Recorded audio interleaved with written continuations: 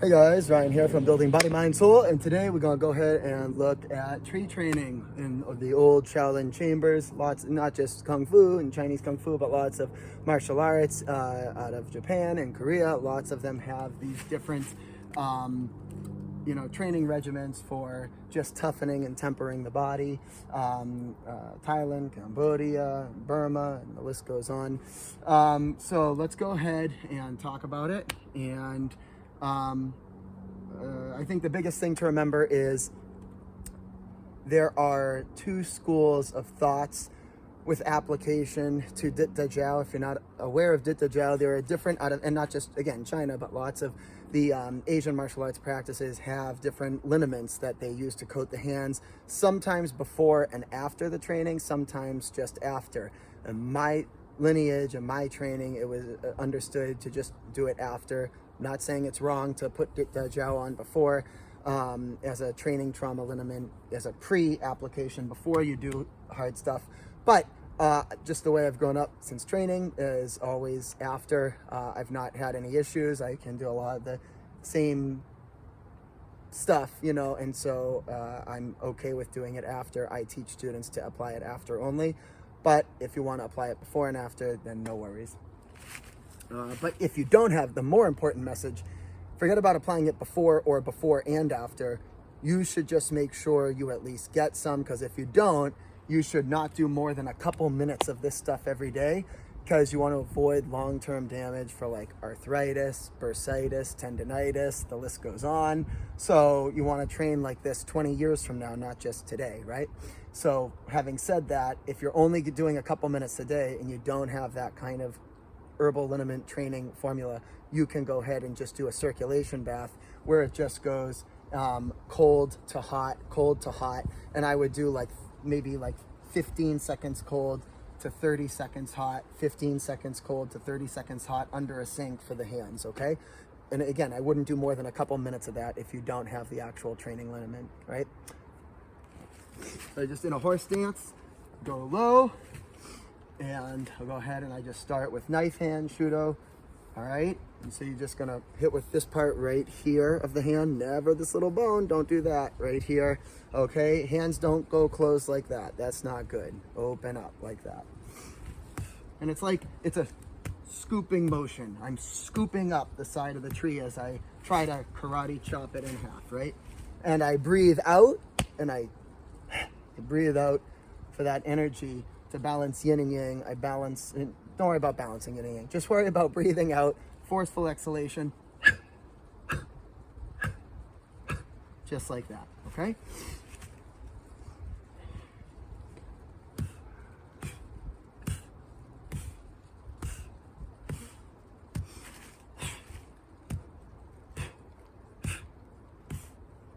Find your rhythm.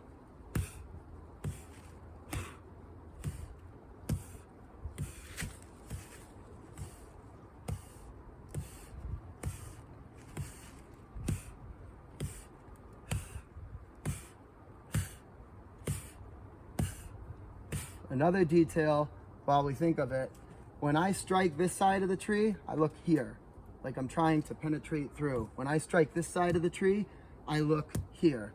It's the old school brick breaking. You never focus on the top brick, right? You focus a few inches below the bottom brick, right? For intent.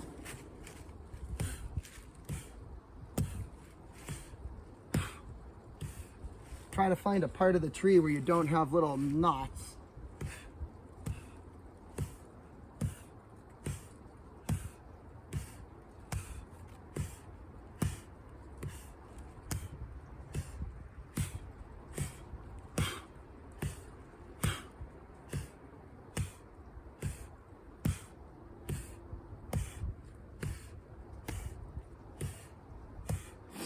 Also, the ridges on the tree, you want to try to find a spot where it's like a little less, like every tree is different. So you're just trying to, honestly, the thing I wish I learned in the beginning is just being told to find a sweet spot on like a flat surface of whatever it is I'm hitting.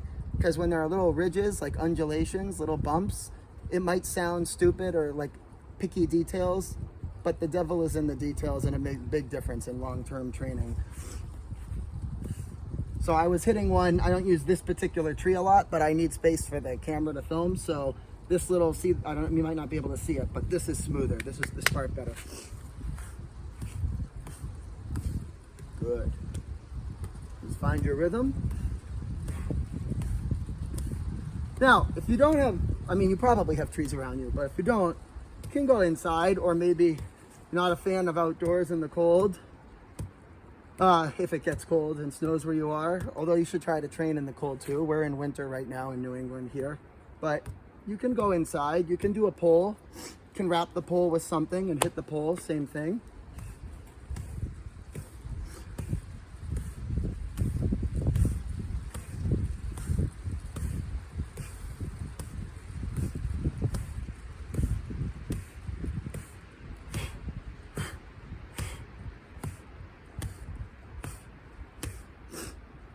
From here, all right, so you feel that as breathe that out, and now go ahead, and you can go ahead and you can work on your forearm strike,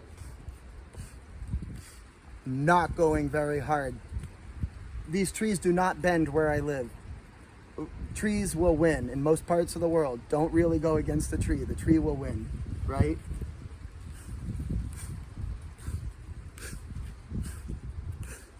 So there's a little different than going this way. That's not wrong. But I like the application of this because in old school open hand style, when you're going and you're fighting, you can totally use this as a knockout strike under the nose.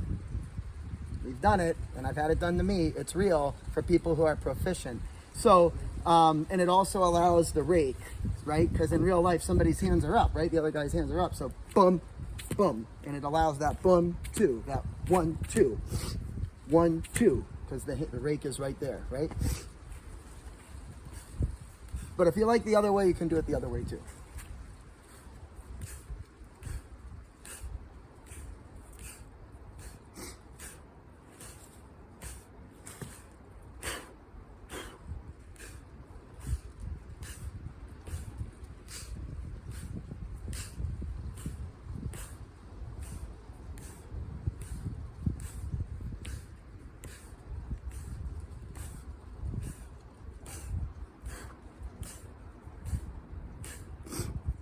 And so you just imagine that's the nose, right? The nose is there.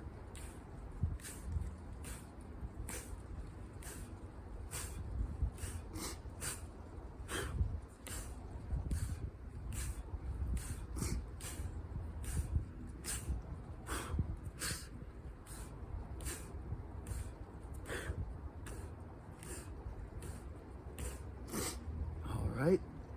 There's a lot more application to this, but those are two good ones to get started, okay? Your shudo, then your forearm, going up, driving up. You will probably, I mean, again, don't go hard. You're not gonna break your bone, right? But you are, if you try to go 100% against a tree, then you will break your bone, all right? So do it with respect, right, for yourself. And but the cool thing about tree training is this will add far more like density and toughness to your training than a partner's arm. See people do the star training and all that, and there's nothing wrong with that.